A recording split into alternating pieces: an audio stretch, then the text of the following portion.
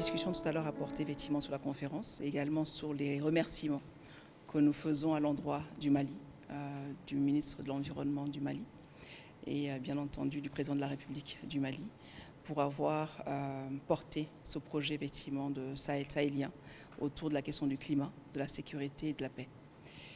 Nos remerciements sont très vifs parce qu'il s'agit aujourd'hui de parler d'une problématique qui est importante pour nos pays, la question du climat, mais également la question de la paix et de la sécurité. Et ces triptyques aujourd'hui sont un triptyque qui sont indissociables. Il nous faut régler la question du climat pour garantir à nos populations paix et sécurité.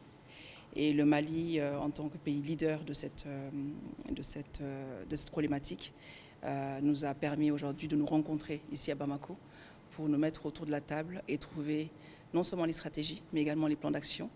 Et des plans d'action que nous porterons haut et fort à la prochaine COP28 qui se tient dans les Émirats Arabes Unis, à Dubaï exactement, à la fin de ce mois.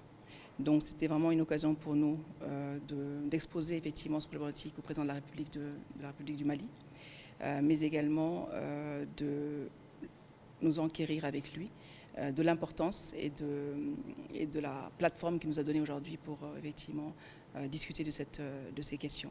Donc ce sera une conférence sur 2 jours et donc beaucoup de thèmes seront abordés. La réaction du président de Goïta est vraiment très appréciable. Il nous a souhaité bien entendu la bienvenue, mais également s'est joint à nos voix en mettant vraiment l'accent sur l'importance effectivement de la résolution des questions climatiques. L'Afrique est un continent qui est vulnérable. Nous ne sommes pas pollueurs, nous ne sommes pas des pays pollueurs, mais nous sommes des pays qui effectivement aujourd'hui souffront de la pollution des gaz à effet de serre émis par d'autres pays.